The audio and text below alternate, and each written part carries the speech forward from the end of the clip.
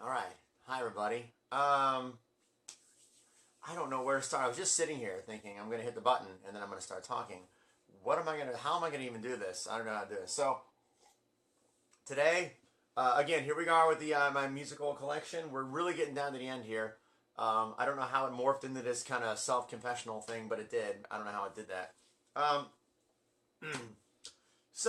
just like always, I won't be able to respond to any of the comments. I apologize. I'll respond to them later. I'm going to talk a lot, and I don't think it's going to be interesting to anybody. I'm going to be honest. I was sitting here thinking, I only get one chance to do this probably, so I'm probably going to ramble, and I don't know if anyone's really going to actually care because I'm going to come into it from on bands like this, the very end here, very personal ones to me. I kind of go through the through line for my life, why they mean so much to me. Otherwise, it doesn't make sense, right? So, we're talking about Bryan Adams today. There's probably only one other singer-songwriter who's meant more to me than Bryan Adams. I don't know why. It's just the way it is. The music is always really connected with me, his voice. Many, many things. I'm going to geek out pretty hard.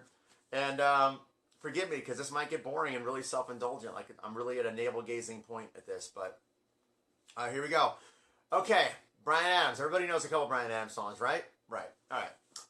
My first exposure to Bryan Adams was the song Lonely Nights. Lonely Nights was on a record that I had on a turntable that I used to play drums to when I was a kid. It was a collection of a bunch of songs. You know how they used to make those collections? So, like, that was on there, and Hurt So Good, and Caught Up in You by 38 Special, and Stone Cold by Rainbow. So that was my first exposure to Bryan Adams. And I love this song. I always loved Lonely Nights. Love Lonely Nights. When I saw him live and he finally played Lonely Nights, I was so happy. But yeah, so that's where Bryan Adams happened. And then he was just kind of the peripheral, like everybody else, probably like most of you, for most of my life. I heard Kids Want to Rock and It's Only Love and Summer 69 and Heaven. I heard them, but it wasn't that big of a deal for me. Then when I was 13, I started loving the piano. I started loving the piano when I was 13. Just anything with a piano in it, I wanted to hear it. I had a collection of little cassette tapes of just piano, of songs that would feature the piano, like Right Now by Van Halen. Like anything that had the piano, I wanted that to hear the piano. And that around this time was when that Robin Hood movie came out. And Everything I Do for You. And that song is beautifully recorded by Mutt Lange. And the piano is very crisp and clean and right up front in the mix. So I fell in love with that song like the world did, right? It set a record, right? Does it still have that record? I don't think it did. But at the time, it was like the biggest selling single of all time. And so then they released Waking Up the Neighbors on the heels of that. And I was 16 years old. My grandma bought that record for me, my dad's mom. And that album became the soundtrack to my life. It was so joyful and happy. And I was really getting into production and songwriting and I loved everything about that record. And so then I was like obsessed with this album, which led me to, well, now I got to get all the rest, as music junkies do. So that took me back to Reckless, where I'm like, I love Reckless. Heaven was a big song for me. And so that led me to like Cuts Like a Knife. And then I had to get everything. And then I got a lot of Bryan Adams tangent stories in my life because he's meant a lot to me. And more than a lot of other artists, I'd get the record and just pour over it and love it because it's so positive and happy. And his voice is like nobody else. The songwriting is great, and something about it just makes me very happy. It feels like home. It's just what it does for me. I don't know why. So that led me to this and this and this and this. And that's kind of how I got into it. And then it's from that point on, anything he does, I am on board. I want to hear it. I want to collect all of it. And like in the early, and I'll show you some of the peripheral stuff, and then we'll get into like the ranking of the albums, which again, it's just my personal opinion. I don't know how many of you are going to agree with this. And I'm sure as I go through the records, I'll have more and more stories. But that's how he got in my life, though. And I'm telling you, when I was 16 in high school, that record was, you drive around and you listen to Bryan Adams. And it was just, it was a huge album for me. It was like the soundtrack of my adolescence. A lot. That didn't make sense, the word a lot at the end there. So there you go. So let me show you the offset stuff. I became such a big fan that in the late 90s, before like the internet was what it is, and there was all this way to communicate, there was fan clubs, and I was part of the fan club. The Bad News thing, I have some of this stuff still. There's more, but I don't have it anymore. There you go, the 1999 press kit. I got a lot of this stuff. You know that. I got this book.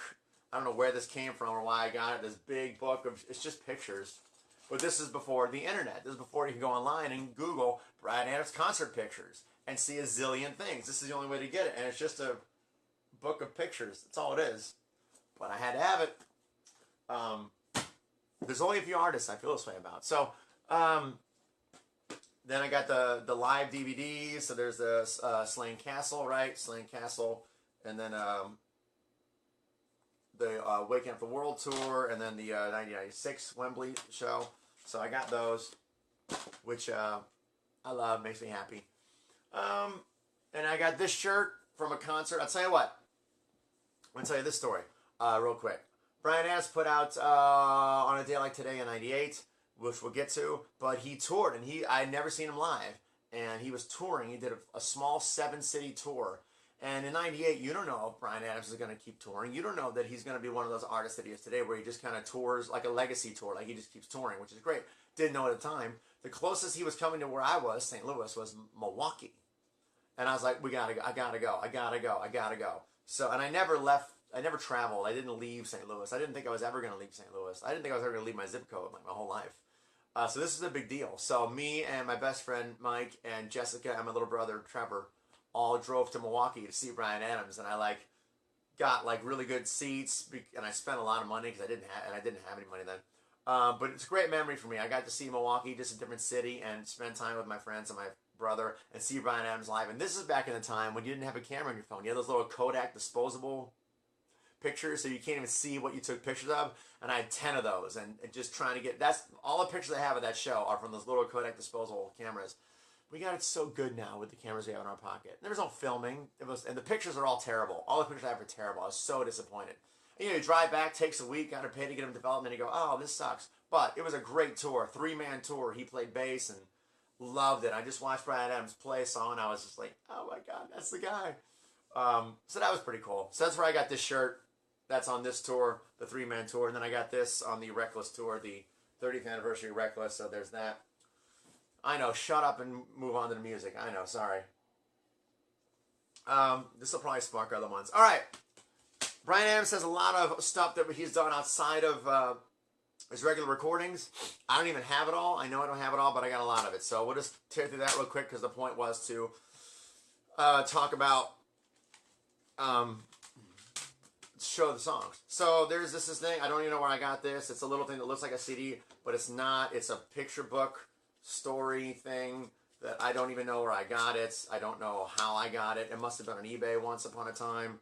I don't know what in the hell this is, but there it is. What is this? The unauthorized, the CD. I don't know. I don't know what it is, but there you go. It's a little book in the shape of a CD. Oh, there's a CD. I don't know what this is.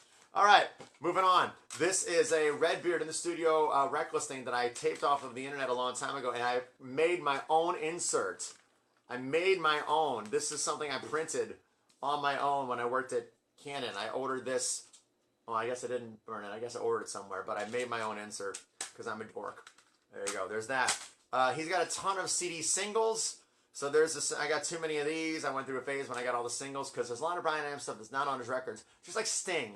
A lot of stuff that's not on his albums that I want to collect and get, which both of them I still don't have it all. Sting's got a lot of stuff I don't have. But there's a Cloud Number 9 single. This is the Cloud Number 9 and Fearless single. This is When You're Gone single. This is On a Day Like Today single. This is Have You Ever Loved a Woman single. And now we get into like the greatest hits packages, which there's way too many greatest hits packages. The anthology 2-disc thing. They just overdid this a lot. The Best of Me, which I had for a long time. I love this because the song Best of Me is on here. By the way, I forgot to mention this. I made a Spotify playlist of really great Bryan Adams songs that are not on the radio, like Album Cut Bryan Adams, which I'll put on here when I'm done. But The Best of Me is a great song. I love that. Everything else on here is just a greatest hits collection. Just like this is. So far, so good. Greatest hits. Except Please Forgive Me was the extra song on here, which is a great song. Everyone knows Please Forgive Me, right? It was everywhere when this record came out. There's actually a song called So Far So Good that's not on here. Don't know why. I don't know where I got that one. I have that song somewhere. And then we move into the live. Oh, there's another one, Anthology. This is a DVD, which I guess I should watch. I don't know if I watched that. Then we get into live albums. This was actually a pretty big thing at the time. The 96, or sorry, 97. 97 Unplugged thing. I've seen Bryan Adams live a few times, and there's very few people, no, I shouldn't say that, but he's one of those people that was born to sing. he was born to sing. You just sit there and go, how does he do it? Everything is beautiful, right on key, wonderful. Richard Marx was like that. You just sit there and go, how do they do that? People are born to sing, born to sing. Great stuff on here. Back to You. Actually, the song Back to You kind of influenced one of my songs, Out of Reach, a little bit, using the 5-note. You don't care. And then there's a beautiful song, When You Love Someone, which you might know from the Hope Float soundtrack, but When You Love Someone was huge to me when this came out. I was like, oh, such a great song. That's the kind of stuff I want to write. And then whatever else. Anyway, there's a live MTV Unplugged. That's pretty cool. I generally don't like live albums, but I like that one for some reason. I think it's because it was like a moment in time in 1997, and I don't know. I love it. And then there's Live, which I don't really care for. Whatever. And then there's the Bare Bones thing, which is kind of cool for what it is. This is the tour that he did, that he's been doing, where he just went along with him and a piano player and just did a bunch of stuff acoustic, which is really actually wonderful because it's very subdued, respectful audience, and he sings beautifully and they play really well. My mother got me this right before I came back down to Florida because her and I went and saw this show together. That's the show where I got up and played a song with Bryan Adams on piano, which was very, very cool. There's footage, but I can't put it online because they take it down. But I was with my mom, and I played the song Remember on the piano with Bryan Adams, which was... I'll tell the story when I'm done with all this. How about that? Because it's kind of a long story, and I don't want to bore anybody, but I'll tell the story when I'm done with everything else. How about that? Okay? So there you go. There's The Best of Me. There's some good songs. Bare Bones. Some good songs on here, actually, but it's not a full-on record, so I can't include it in my rankings. This one I want to include in my rankings, but I can't because it's not an official Bryan Adams record. But I'll tell you what. He did a soundtrack record for this movie, and there's 9 songs on here. Bryan Adams, just songs. And it's actually better than about half of his real records, to be honest with you. There's some really good stuff on here. Brothers Under the Sun is beautiful. The song Here I Am, you guys might know Here I Am. That's a great song, great radio song, love it. This is really good. I mean, if you like Bryan Adams and didn't get this, you should get it, because there's 9 Bryan Adams songs on here, and they're legitimate Bryan Adams songs. He co-wrote with Mutt Lange, and they're produced really well, and it's there's 4 Bryan Adams records that are not as good as this is, so... It should be counted, but I can't count it. But this is really good. Spirit, the soundtrack for the movie Spirit. I was surprised how many Bryan Adams songs are on here. All right, and then the last one, I can't include this, and maybe I should, but I can't include this in my ranking because it just, to me, isn't really a Bryan Adams record. He was in a band called Sweeney Todd, who made a record or so before. This is like a collection of those songs. And I listened to it. To be honest, I only listened to this once or twice a long time ago. I don't remember anything about this, so maybe I should go back and listen again. Bryan Adams is one of those few people whose voice has gotten better as he's gotten older. His voice is actually richer and has a much better tone now than it had on his younger records. Very few artists are like that, but his voice is better now than it was when he was 25. At 50, his voice sounds better than 25. That's weird, but it's true. How long have I been talking? 15 minutes. Holy Jesus. I'm sorry. All right, there you go. That's all my Bryan Adams stuff. Now we're going to get into the rankings. So, again, this is my personal opinion. That's all it is. Bryan Adams, to my knowledge, has 11 records. And his 10th record is named... We'll get into that. He has 11 albums. Here they are in my order of preference and how they've moved me and what they've meant to me. So, from worst to best. And when I say worst, I mean worst. Here we go. Number 11. Get Up. This album, I have a CD review of this on my YouTube channel, which is nothing but me crying. Literally. I love Bryan Adams, as you can tell. He's meant a lot to me. The music has a very special place in my heart and my life. And this came out last year, and it is the worst thing. Not even from, just, it's awful. In every way, it's absolutely terrible. I tried so hard to like it, and I could not like it. No matter what I did, it was so disappointing. The people that almost all the solo artists that I love are becoming toothless. And I understand they're getting older, and I understand, but the thing is, I've seen him live. He can still sing, he can still rock. He plays his classic stuff, and he's great, so he can still do it, but he doesn't. This is a toothless record. As much as I love Richard Marx, and I did not mind Beautiful Goodbye, it was kind of toothless. Sting's last record, and I love Sting. Kind of toothless, still good, but it was very more subdued and not, I want a little bit more. Oh, am I shaky? I'm shaky. Anyway, this record, and it's only 9 songs, and they're all like 2.5, 3 minutes long. It's like a 28-minute album. It sucks. It just flat out sucks. There's nothing else I can say about it. The fact that there's a song on here called "That's Rock and Roll" is almost like an insult. And I'm not blaming. I'm just saying that this is also not going to win me any fans. I am not a fan of Jeff Lynne. I don't understand the Jeff Lynne stuff. There's a certain amount of artists who people love, just like everybody, that for some reason they don't work with me, just like it is for you. There's certain people that people love that you don't understand. Maybe this guy. I don't understand why people like Jeff Lynne. I don't understand why people like Neil Young. I don't understand George Thorogood. I just don't get it. And Jeff Lynne, for everything he's done, and I know very little, I'll admit that. I know like the Traveling Wilburys and like a little bit, but I don't dig it. And he just turned Bryan Adams into a Jeff Lynne record because he co-wrote and co-produced this. And don't get this. I almost want to just give this away, but I can't bring myself to do it because it's Bryan Adams' record. Total crap. Sorry. Number 11. Let's move on because I'm getting angry and a little sad. Number 10 is 11, which is weird. This album is called 11, and I read and was told that it was called 11 because it's his 11th record. But it's not his 11th record. It's his 10th record. So I don't know which one I'm missing that is officially counting. Are they counting Live, Live, Live? Are they counting If Wishes Were... I don't understand. This is his 10th studio record. Are they counting the soundtrack record? I don't know. That's always confused me that this album is called 11. So what are the 10 records before this? I don't know what it is. This isn't bad. I love Bryan Adams, as you can tell. So it's definitely not a bad record. It's just spotty, and again, this is like 2005, 2008.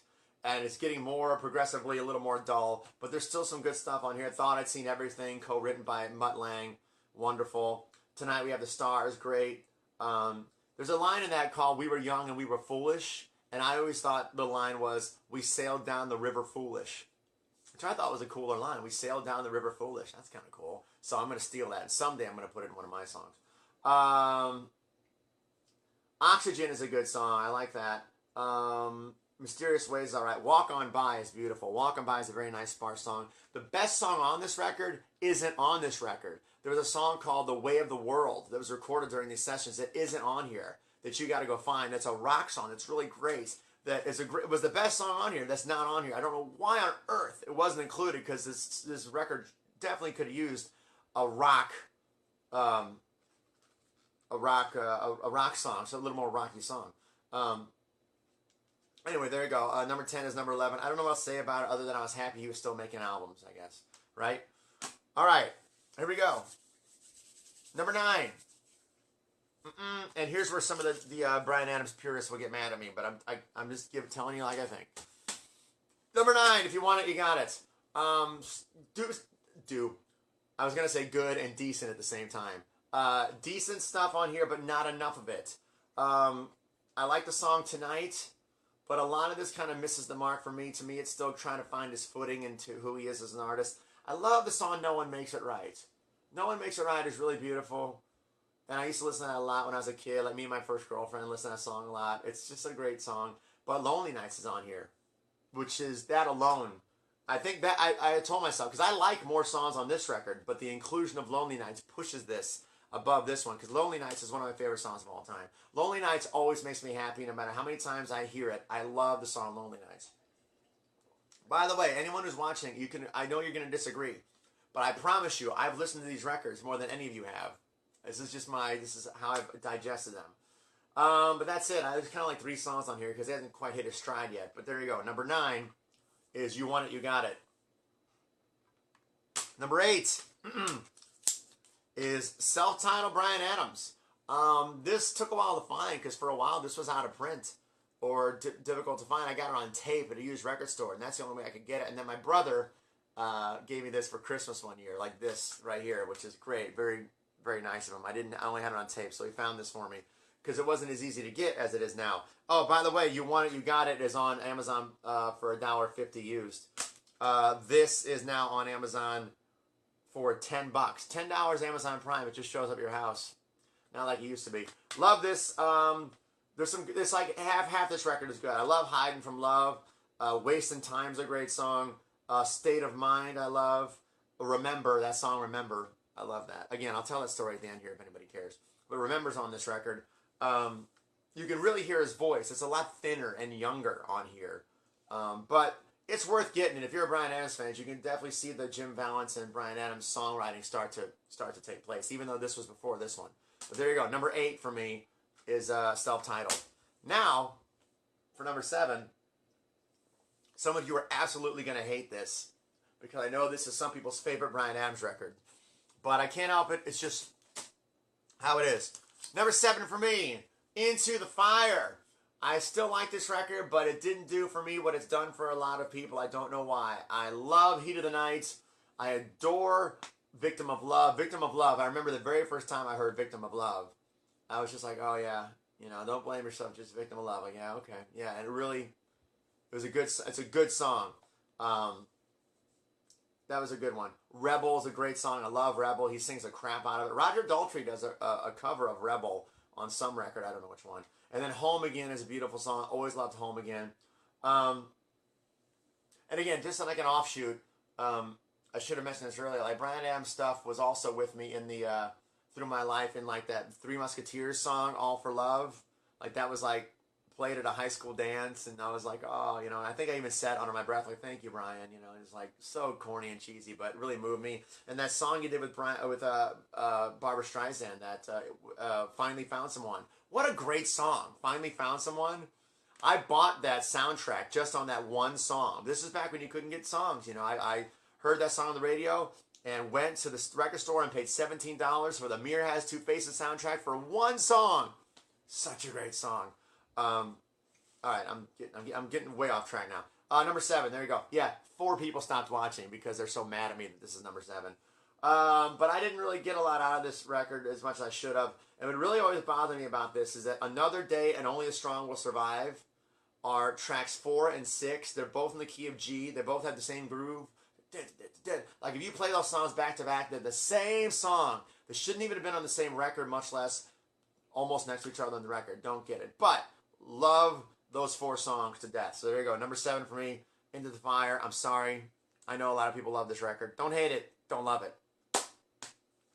Number 6. I like this record. No one else did. Room Service. This was a good record. Oh, by the way, Into the Fire is on Amazon for $10. Room Service. This was his first record in 7 years, and I was super, super excited about this when this was coming out. There was a little leak, like a minute leak of Why Do You Have to Be So Hard to Love? And it's so beautiful. It's just like, you're so easy to look at. You're so easy to hold. You're so easy. I can't sing it all right now. But I love that. I got this record at the time. I was a little disappointed, but not too bad. You know, I like most of this. East Side Story is great. This Side of Paradise, Not Romeo, Not Juliet. Flying is great. I think he co-wrote that with Mutt Lange. She's a Little Too Good for Me is a great song. Open Road is a good song. Room Service I like. I like every song on here. We're at the point when all the rest of the records, I pretty much just love the whole thing. It's just a matter of how much they make me feel. But this is a really good record. If you gave up on Bryan Adams after like the 90s, and you didn't get this, I would check it out. This is online. Where is it? Oh, I didn't look this one up. Wow. Well, screw it. There you go. I can't say how much this is, but it's definitely worth checking out. I enjoyed this record a lot. I remember when I I bought it from Canada. I paid extra to get it from Canada because the release date in Canada was 1 week earlier than America. So I paid the extra $10 to get it 1 week earlier. I remember when it came, I went in my room, I turned off the lights, I put on the headphones and just like, yeah, all right, you know. And I was a little, you know, this one's a grower, but I really do love it. Number 6, Room Service. Look it up. It's good. By the way, the Cimarron soundtrack that I was gushing about earlier, that's $2 used on Amazon. Might as well give it a shot. All right, number 5. This is the biggest grower of all the Bryan Adams records. I really was disappointed at first, and then over time I came to really, really love this record. You got to kind of listen to it like 15 times. But it was such a departure from what he'd done. Number 5, On a Day Like Today. A lot of people, myself included, heard this and went, oh, what's that? You know? And I didn't really dig it at first. It's very sparse production, and it's mostly just 2-part harmony that he does all himself. I miss the big anthemic songs and the big choruses. Like, that's what I love. That's the kind of music I love, as you probably know.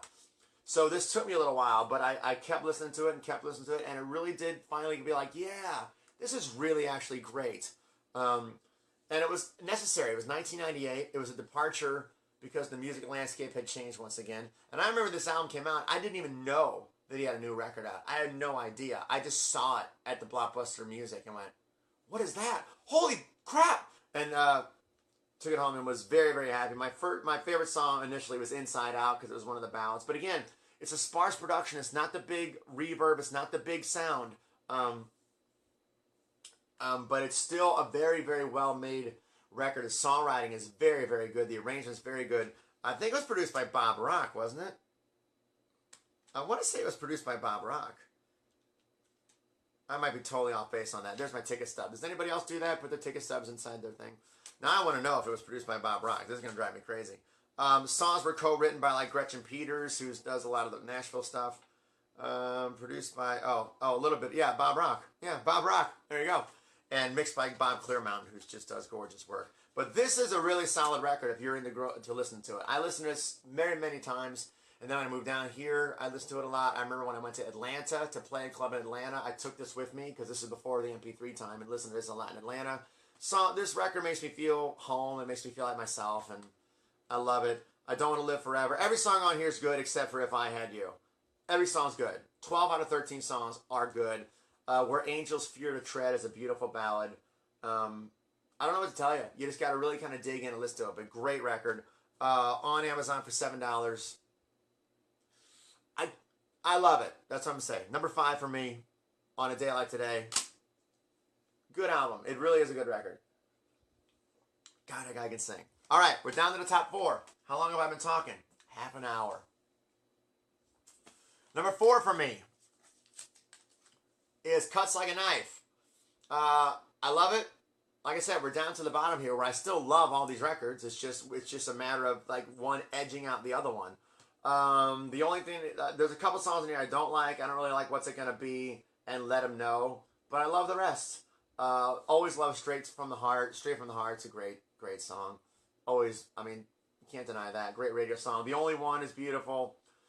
Take Me Back, This Time. This Time is such a great radio song. This time, what I love about This Time, this is a dumb, stupid songwriter thing to say, is that the verses are so, the melody in the verse is so high. Would you risk your reputation? Oh, that's Lonely Nights. I'm sorry. Oh my gosh. I think about her all the time. She's my fantasy. Turn up your radio. Yeah. Like the melody in the verse is so high, and then the chorus melody is like way out, like this time everything is all right, no way. Like, which is great. I have this weird thing, and if you know any of my records, you'll notice that I don't know how to write that way. My melody climbs. My verses are quiet, and then I make sure the chorus is like high melodically, and then I bring it back down. I don't know why. That's how I do it, but that's one of the interesting things about that song. I'm really talking too much now. Cuts Like a Knife, everyone knows that. I'm Ready is all right. Let 'Em Know. The Best Was Yet to Come is a really nice song. I used to listen to that when I was heartbroken and sad as a kid, you know. What's so good about goodbyes when the best was yet to come? It's really well done. That's not actually what the song's about, I came to learn, but it was for me. But it's really, really good. And this is where they're finally kind of finding their stride. Jim Valance and him, like songwriting. It's his fourth record in the studio. They got, I think Bob Clearmountain mixed this also. But there you go. My number 4, Cuts Like a Knife. Did I already say this? I think it's $12 on Amazon Prime. The Bryan Adams records are surprisingly more expensive than most other things, but totally worth it. There you go. Love this record. There you go. All right, number 3. I know a lot of people didn't like this record. Don't care. I loved it. Number 3, 18 Till I Die. This was the big follow-up in 1996, co-written and co-produced by the wonderful, genius, amazing Mutt Lange, who almost everything he touches is outstanding. I was so excited for a new Bryan Adams record, and I love it. This speaks to me. This is the polished sound, the hooky choruses, the fat production, and Bryan Adams is like 36 here, so his voice is starting to really take on that tone that is the best tone, his best tone, I think.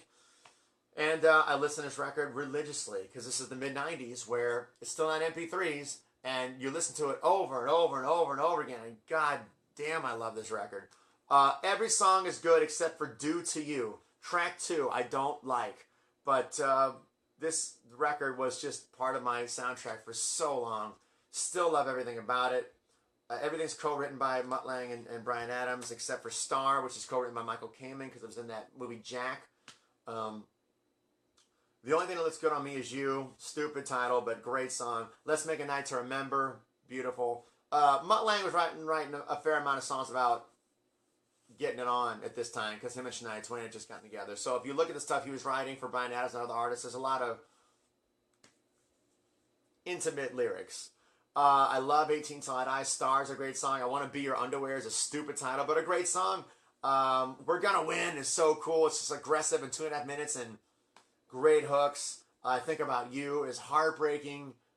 I Think About You. There's just a way that he has of choosing the right words that are so simple, but really, really mean it. Sorry, Bob. Bob's going to get mad at me. Bob, hey. No, I'm just trying to help people out. Sorry, I got a phone call. Let me do this real quick, because you're right. Let me pitch this to Bob Long.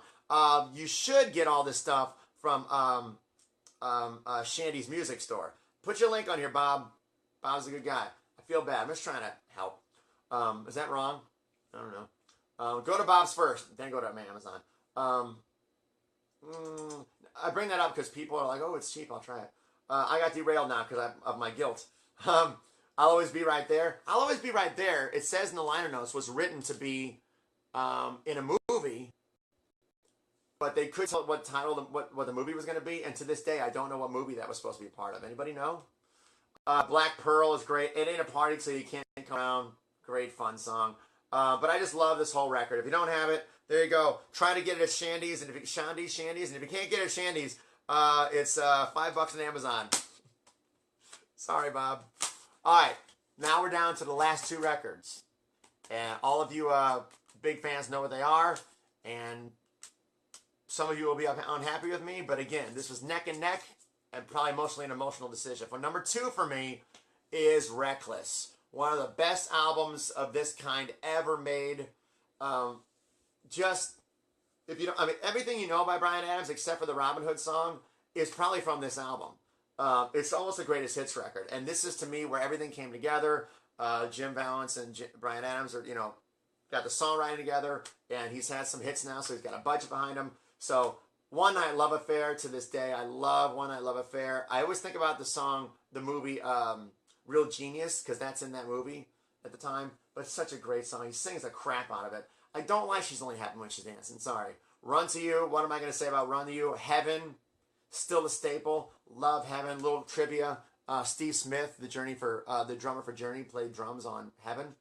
But that's a beautiful song. How many times did I listen to Heaven? Oh, man. Somebody, Summer 69, Kids Wanna Rock, It's Only Love. It's just a greatest hits record. That's what it is. I don't like Long Gone, but I always loved Ain't Gonna Cry. I was very happy when I saw this tour 2 years ago. He did the 30th anniversary tour, and I did it, and I went and saw it, and he played this whole record straight through, and I loved it. Oh, I don't have the... Oh, where is it? Oh, no. Oh, hang on. Yeah, here's the 30th anniversary edition also with the 2-disc set with all the liner notes and all the bonus tracks that were not included. They're written for it, but not included. So Teacher, Teacher, which eventually was done by 38 Special. And he did this, Play to Win, which I think was done by... Who was that done by? I don't know, it doesn't matter. Draw the Line, which I think was done by Fast Forward. And then the song Reckless, actually a great song that didn't end up on the record. Another trivia, the band Loverboy covered the song Reckless, but changed the title to Dangerous. So the whole song is the same, except the title is called Dangerous. Really weird, but great song. Anyway, number 2 for me, love it, can't say enough about it. It's expensive on Amazon, so get it from Shandy's. Still mad at me? There you go. I don't know what else to say about it. I mean, I've been talking for a long time now, so, you know, who am I? All right. And now, everybody knows what's left, right? All you big fans know the last Bryan Adams record I haven't talked about yet. This is not only my... Well, here we go. Number one for me, without question, Waking Up the Neighbors. This is the record that my grandmother bought for me. This came out when I was 16, and this was the soundtrack for my junior year in high school. And this is... I'm not saying this is the best record ever made, okay? At all. What I'm saying is that for whatever reason, the confluence of events of my musical education, how limited it was at the time, and where I was in my life, and the content of these songs and everything, this is my favorite record ever. Just for me, personally. My favorite album. If anyone's, what's your favorite album ever made? This. I'm not saying it's the best one ever made, but for me, it spoke to me, it got inside me, it touched me, it moves me. I still love this album. And it's honestly, it's about everything that I love in a record. It's the big, lush production. I mean, it's Mutt Lange production. Mutt Lange songwriting. Huge choruses, huge vocals, huge drums. Bryan Adams has a unique voice. It's a very positive, upbeat, fun record. It's 15 friggin' songs. Now, to this day, on this day, now that I'm older, I would go 15 songs, my God. But when you're younger and your brain isn't so full, it's wonderful. So I love and adore this album in every way. If you don't have it, get it from Shandy's. And if you don't get it from them, it's $9 on Amazon. But I love everything about this record. And I can't explain how many times I've listened to it. And how it makes me happy when I'm not happy. I don't like Hey Honey, I'm Packing You In. And other than that, All I Want Is You. I want to write a song like All I Want Is You. All the layering harmonies at the end and the competing choruses and the big vocals. And, you know, Keith Scott, by the way, I haven't mentioned. Keith Scott, the lead guitar player on all these. He's a great, great melodic guitar player. I saw an interview once with Eddie Van Halen where he cited Keith Scott as one of the few people he admires for his melodies. Because Eddie Van Halen's always wanted to be more melodic than he is. He loves Neil Schon. He loves Steve Lukather. And he's mentioned Keith Scott as a very melodic guitar player, and he is. But love all this stuff. Depend on Me. There'll Never Be Another Tonight. Do I have to say the words? So beautiful. To this day, this stuff really moves me. I can't get enough of it. Thought I Died and Gone to Heaven. Can't Stop This Thing That Started. I love this record. I mean, I poured over it. I've been over this record many, many, many times. It's like the blueprint, the bedrock for a lot of what I love. So, my number one Bryan Adams record, and my number one, record that makes me happy, that I love, and wish I could make records like it, is Waking Up the Neighbors by Bryan Adams. I'll just keep saying how much I love it if I just sit here and talk about it. So, that's it. That's it. Get that record. All right? Get it. I mean, it's used on Amazon for a penny. It'll show up at your house for $4. All right? I'll get it for you. That's how. Honestly, this is true. I have spare copies of this record. I have 2 in my car and 1 in my house, and I have them on me to just randomly give away to people. I gave one away to some guy one night at a drive-through at a Wendy's or something. I just went, here, man, there's a record. It's that good, and it sounds like Def Leppard because of Mutt Lange. That's why, because he does the background vocals. But love it. Don't know what else to say about it. All right. I guess that's it. How long did I talk? 40 minutes. Jesus. By the way, I got this Malaysian version of this also that I had him sign, which was great. Same record, though. He's also got a lot of stuff that's not on his albums, a lot of B-side stuff, a lot of soundtrack stuff that I still probably haven't collected at all, but there it is. You can stop watching now if you want to, but I'm going to tell my Remember story. I'm going to tell my story about getting on stage with him. Huge fan, as you know. I've seen him live more than I've seen anybody live, by far. I've seen him many, many times. So here's how this worked. I saw him on the Bare Bones tour, and it was the first time I saw him was just him and a piano player, and the crowd is the way I like crowds to be at concerts. They're very respectful. They listen between songs. He just talks and tells stories, and everybody's very kind, and they listen, and that's what it is. And he's Canadian, so he's super nice. It's just him and a piano player. And I went and I saw the show, and I thought, I want that guy's job. I want to go around and play these songs and just be part of this. And then I thought, probably don't, because you get sick of the songs, you know. So that happened once, and it was very calm and kind. That's the first time I saw that show. And then I was like, I should have. I would love to have played piano. I would love to have that job that guy's got. So I love that guy's job. His name's Gary. I love Gary's job. So whatever. So that was in my mind. And then a couple years later, I went and saw the same show with my mother, who almost didn't go because she was feeling sick. She almost didn't go. And this is only a couple months before I moved back down here to Florida. And I went and saw the show, and then people started yelling out. Later on, people started yelling out songs, which they do, which always drives me apeshit when people yell out songs at a concert. The band's gonna do what the band's gonna do.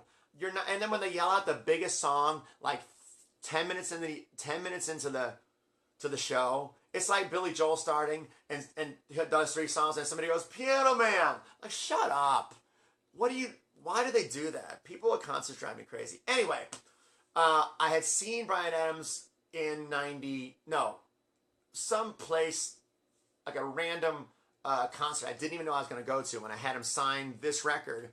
I was so enthusiastic when I waited to meet him and get my stuff signed that the guy that was doing the radio promotion saw that and offered me tickets to the concert that night. I didn't even know there was a concert. It was a little kind of not hole in the wall, but like a 200, 300 seat club at Point Orlando, and I didn't even know there was going to be a concert. He gave me tickets, and I was like, oh my God.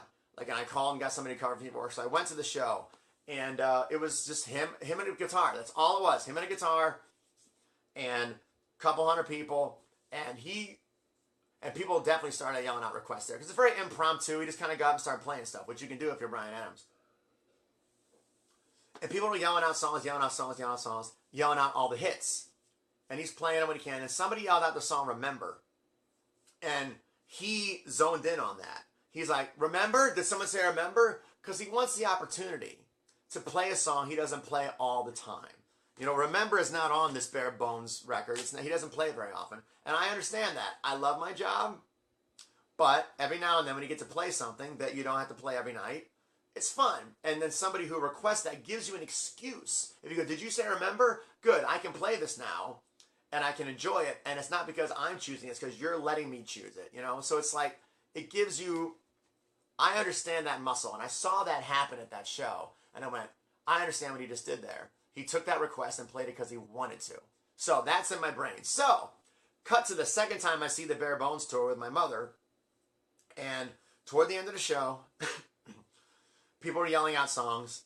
And I wait for the moment, and I very loudly, they're just talking, and I don't want to be this guy, but I would go, "Remember!" Hear my voice crack there? Oh. And he kind of turns and looks at me, but then he keeps on doing what they're doing, and I kind of felt embarrassed. I was like, right next to my mom. And then a couple songs later, and I have this on audio. I can't put it in. I can just let people hear it. But somebody in the crowd was recording the whole show audio, and he found me. I had the entire conversation with me and Bryan Adams and me playing the song. Sometime a few songs later, Bryan Adams goes, "Let's do that song "Remember" for the fella out there." Like, I would play it for you now if I could, but I couldn't. "Who asked for "Remember"? And I went, "Me." He goes, "All right, what's your name?" "Jason." He goes, "Do you actually remember this song?" "Yes, I do." "Why?" "Because I love everything you do." And the whole crowd claps, so everyone's on my side now, all right? And I understand. I gave him the opportunity to play this song. This memory of how he wanted to play that song, how I wanted to have his piano player's job jumped into my mind. So I go, "I want Gary's job." He goes, "You play piano?" I went, "Yeah." And he said, "Do you know this song?" I had never played this song in my life. And I'm nervous now, and I go, "What key is it in?" That's what I do. He goes, "A flat." I was like, "Yes, I can." A flat sucks on piano, and I never played this song before. He's like, "Come on up." Lost my mind. I didn't have the presence of mind either to give my phone to my mother to take some friggin' pictures. So I get up, and I'm walking up to the store, and everybody's clapping, and I'm just thinking, A flat. Jesus, what am I doing? A flat. And I walked up, and I got on the risers, and I see the piano player, and I go, what key? He goes, A flat. He says, "Good luck." I was like, "Yeah." So I'm like, A flat, Jesus. So he starts playing the song, and I'm like, all right. So I'm just kind of holding it down on A flat, going, oh my God, oh geez, and that's Bryan Adams, and and I messed it up at first. It took me a while because I never played the song. I'm just trying to pick it out. Okay, all right, and I messed that up, and then because I said I could play it. But I figured it out about halfway through the first chorus. I'm like, oh, okay, all right, I got it, And so he's like, yeah, So now I got it. Now I got enough of it that I can make it through the song. And now I'm just like, this is awesome. So after the first chorus, now we got the crowd on our side, and I'm loving it. The second verse starts with something, blah, blah, blah. And then the second line is, let me up, and then you let me down. I didn't have a microphone, but I know there's a harmony on that line. So he sings it, and he's right over there. And I just sing that harmony as loud as I can. Let me up, me down. And the guy looks at me. I'll never forget this as long as I live. He looks at me and he goes, I'm like, oh my God, Bryan Adams. I just sang harmony with Bryan Adams. And he liked it. And I have a monitor next to me. And Bryan Adams' voice is coming out of my monitor. So it went by really quick. I lost my mind. And then halfway through the song, I thought, I gotta get a picture. And I looked at the crowd. I went, picture somebody. And then the only part of this that sucked is that there's a solo. There's a keyboard solo in the song. I totally forgot. And he took it down. He threw it to me, and I just stared at him like a drunken idiot. And I didn't understand what was happening. And then he just went back and finished the song, which means he had to do the chorus like 3 times because there's no break then. It's just solo chorus. And then that was it. And that was it. And that was the last song before, they go off the encore. And everyone was like, Jason, and the place went friggin' crazy. And all I could think about was, I got to get a picture. And my phone was terrible at the time. So I went over and I was like, hey man, can we get a picture real quick, please? And I shook his hand and went over and gave my camera to somebody. And, and I got a picture. And we're both just standing like idiots. And I'll put that up here too.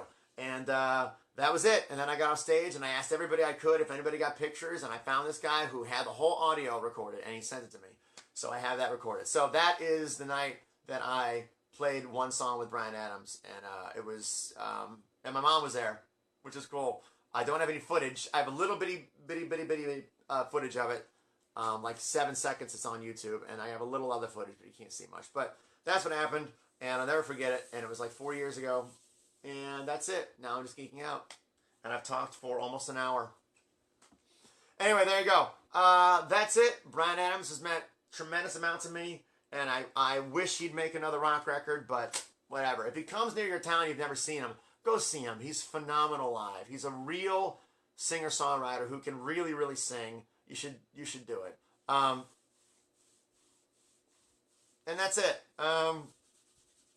All right, so I have one more. I only have a couple more of these left. I only have one more Facebook broadcast like this where I'm going to talk about an artist. I've done everything I got. I've talked about them all. So the only one that's left now is Billy Joel, and that's what I'll be talking about in my next one. I don't know when it's going to be, but that's going to come next. And